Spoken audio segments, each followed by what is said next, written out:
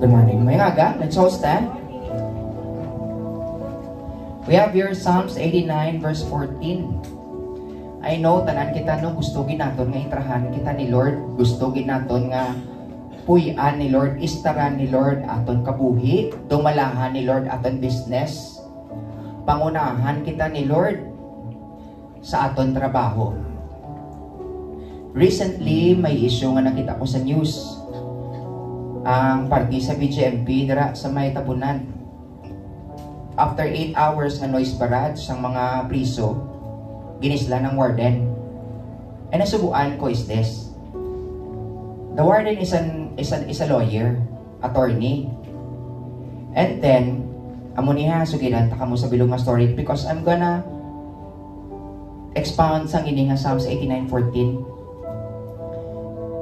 May nadakpan, prior to that, may nadakpan nga pusil sa ara sa salog. Probably ginaboy alin sa gwa, pasulod. Anon mo karon kaya nakakita BGMP? Natural, nga hugtan sila. Kaya because may mga illegal na nagkakatabo sa sulod. But because of that, nag-noise barrage sila. Kaya hindi kalusot ilang nga illegal. Ang nasubuan ko nga part, kaya ang gadiktas ang law is ang mga prisoner. I mean, hindi man natananda makasasala tuod, pero mga unruly ang mga tao.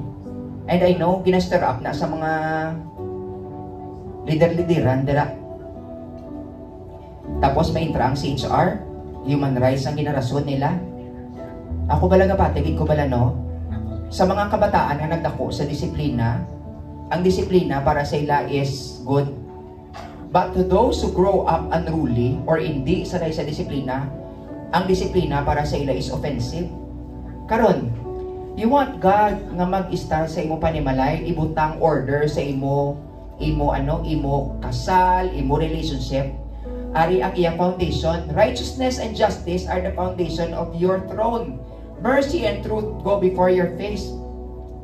Ini saya poetic ni sa mong foundation, ang pulungkuan sang Lord, ang iyang pundasyon is righteousness and justice. You want God to remain in your life, but then you're not doing what is right. You're not doing what is just. Don't expect God to remain in your life. Amen. Amen. Sa panguna-una pa lang naton, sa aton pagpanglakaton, pagdeal naton sa tao. You know, calling on the name of the Lord is not just enough. Yes, maabot si Lord, pero the Lord will never remain in a place where His word is not honored. Where there is no righteousness, where there is no justice. Amen. Amen. Subong as we call on the Lord, not just in the congregation, but this is my prayer. Maupdan ka mo ni Lord sa inyong pagpanglakaton, pagwa niyo sa simbahan, sa inyong panimalay, sa inyong trabaho. And then also, timing man.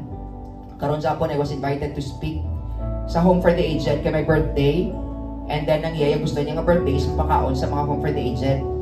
And today man also, I want to pray for those people working in the government, including kay Ben. Kaya na-realize ko bala nga, when you have to be the light, dapat ko kikontra mo, especially those people who wants to remain in darkness. Father, we come to you today, Lord.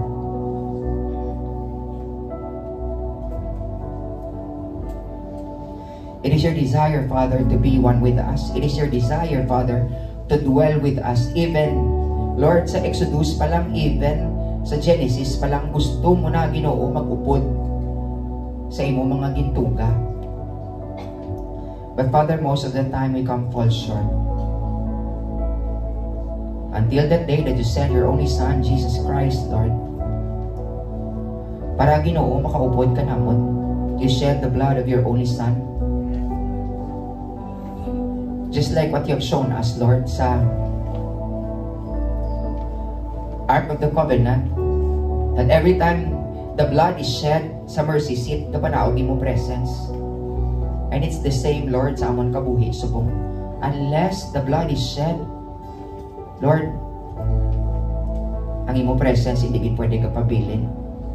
Father, thank you, Lord, today as we worship you, Father.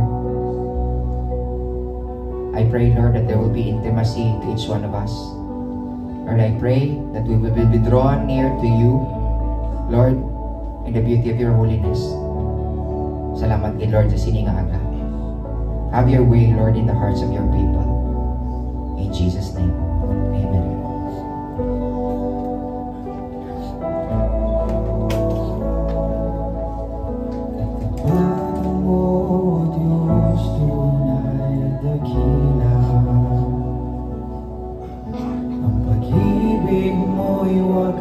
At walang kabantay sa aming puso, sa aming buhay. Papuri, pagsambay, ialay.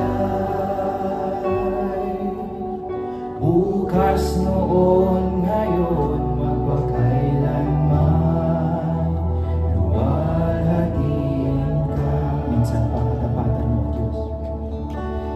Katapatan mo, O Diyos, tunay at dakila. Ang pag-ibig mo'y wagas at walang babantay sa aming puso, sa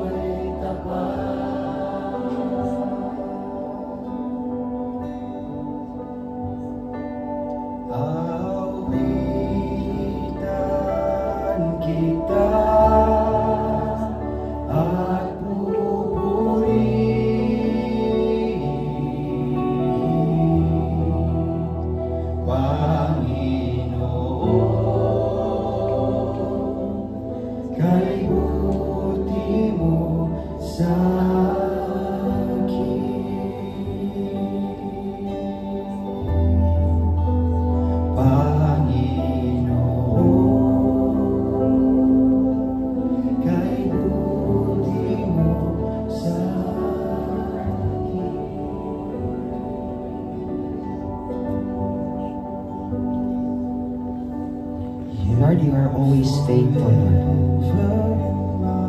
You have always been faithful, Father. You see me through the seasons. Cover me with your hand and lead me in your righteousness, and I look to you, and I wait on you. I sing to you, Lord, a hymn of love for your faithfulness to me. I'm carried in everlasting arms. You'll never let me go. Through it all, Has God been always faithful in your life? Let's dedicate this song to Him. you are forever in my life. You see me through the seasons. Cover me with your hand and lead me in your righteousness, and I look to you, and I wait on you. I sing to you, Lord, a hymn of love for your faithfulness to me. I'm carried in everlasting arms. You'll never let me go. I'll sing to you, Lord, a hymn of love for your faithfulness to me. I'm carried in everlasting arms. You'll never let me go. Through it all.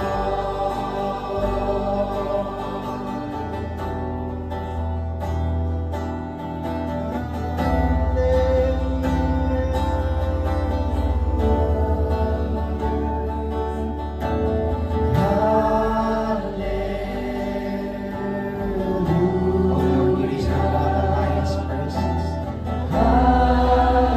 We offer everything unto you, Lord. Our pain, our hurt, our frustrations and disappointments, God. We offer them all to you today, Lord God.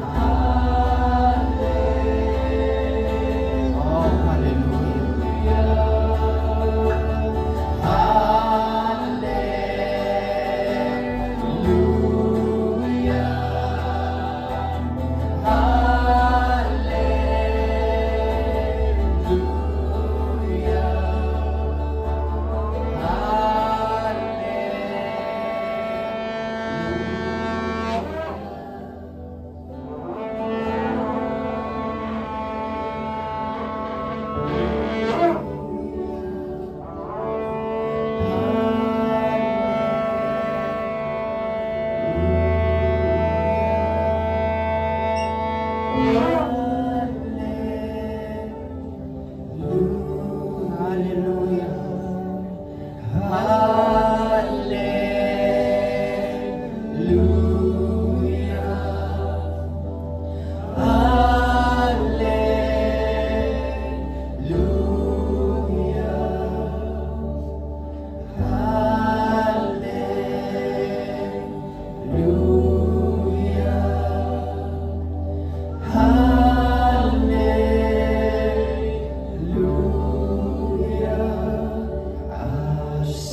to you, Lord, a hymn of love for your faithfulness to me. I'm carried in everlasting arms. You'll never let me go through it all.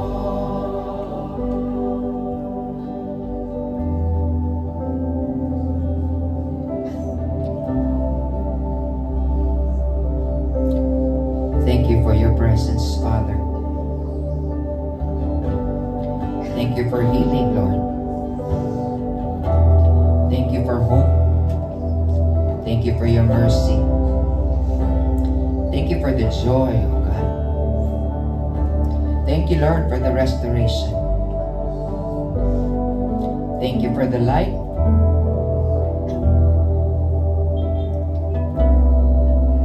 Father, today as we acknowledge your presence in our midst, Lord, we just want to honor you, oh God. Even sa amon pagkadto sininga doon. Even sa amon pagkamati isang sininga pulong, Father. We just want to honor you today. God, you know every heart ngari diri sa sininga doon. And I pray, Lord, say mo word karon, that you will speak to every heart, Father, that there be order, Lord, especially sa life na messy, especially sa, Lord, nag-seek direction sa imo, especially, Father, sa mga nagkakapoy, disappointed, seeking for answers, Lord, seeking for direction, Father. I pray, Lord, today, that as they honor your word, they will be guided, Lord, that your word is a light unto our feet. You are the light of the world, Lord Jesus. Salamat, Ginoo, sa siningaga. Salamat, Lord, sa imong kaayo. We bless your name today. This is your day, Lord. We give you back all the praises, all the glory, and adoration. In Jesus' name we pray. Amen. Amen.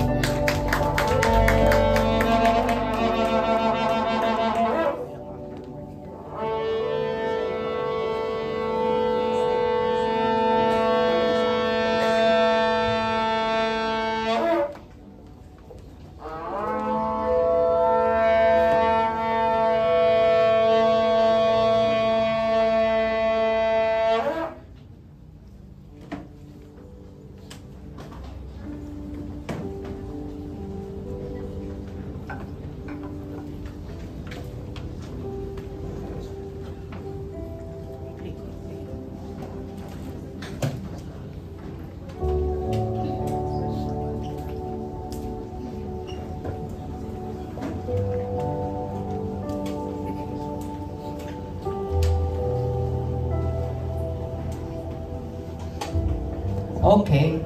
Good morning, everyone. Yung may mandi mo tupad.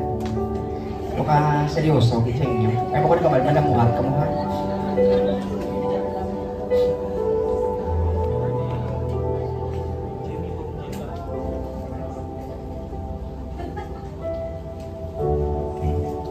You know, we are glad today because of what the Lord has done. Amen. Tanan kita di may encounter kay Lord. Amo na ganit sining ko bala. Sining aga. You know, our topic is about leaven. Libadora kung sa Ilonggo pa ko no. I don't know kay man ko kagi masa tinapay mo. Di na nga to nga no. Ang aton nga okay. Amo na yung kapahabok sang tinapay, di ba? Pamangkot lang ko sa nagano, nagamasa, nagatuluto tinapay si Crisel. Tita Cheryl, si Nanay Telma. Amo ni sila ang leaven nga ni amo ning nagapahabok sang tinapay. Amo ning naga-influence sang tinapay. Now, because ang topic today is about leaven or influence, mamangkot ko sa inyo. What does your algorithm in these apps show you?